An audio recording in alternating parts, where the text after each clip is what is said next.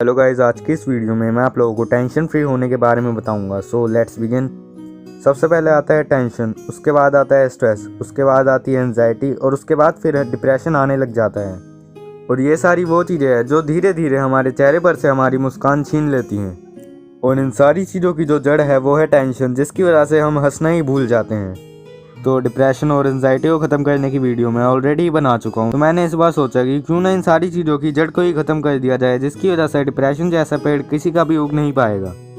क्या आपको पता है कि डिप्रेशन के इस पेड़ को खाना कहाँ से मिलता है?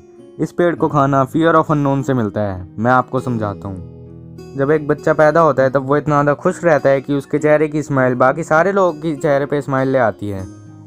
और जैसे जैसे टाइम बीतता है 10 साल बाद उस बच्चे के चेहरे पर से स्माइल दूर होने लग जाती है।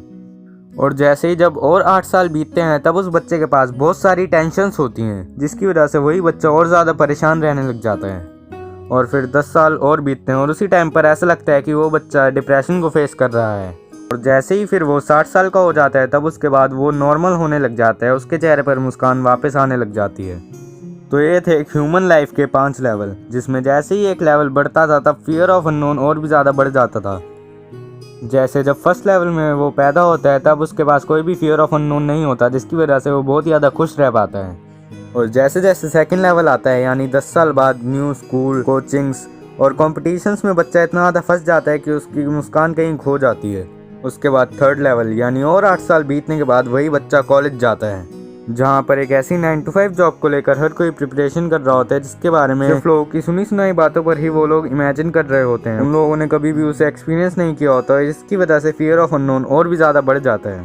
और फोर्थ लेवल यानी 10 साल और बीतने के बाद उसी इंसान की मैरिड लाइफ स्टार्ट होती है, जहाँ उसके पास बहुत सारी रिस्पॉन्सिबिलिटीज़ होती हैं और अपनी जॉब्स की प्रमोशन को लेकर भी उसके पास बहुत ज़्यादा टेंशन होती हैं। तो इस टाइम पर उसके पास बहुत सारे फियर ऑफ अननोन एक साथ आ जाते हैं, जिसकी वजह से वो ऑलमोस्ट डिप्रेशन में चला आता है। और फिर उसके बाद आता है फिफ्थ लेवल, यानी जब वो 60 साल से ज़्यादा का हो जाता है तो उसके पास कुछ भी ऐसा नहीं बचता जिसे वो एक्सपीरियंस कर पाए।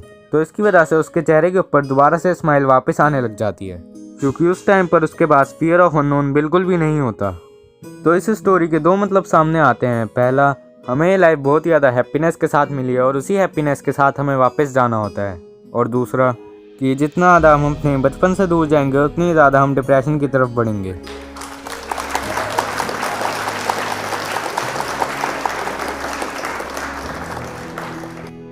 आपने बहुत सारे लोगों को ये बोलते हुए सुना होगा कि मैं अपनी लाइफ से बहुत ज़्यादा परेशान हो चुका हूँ, अब मैं और ज़्यादा जीना नहीं चाहता।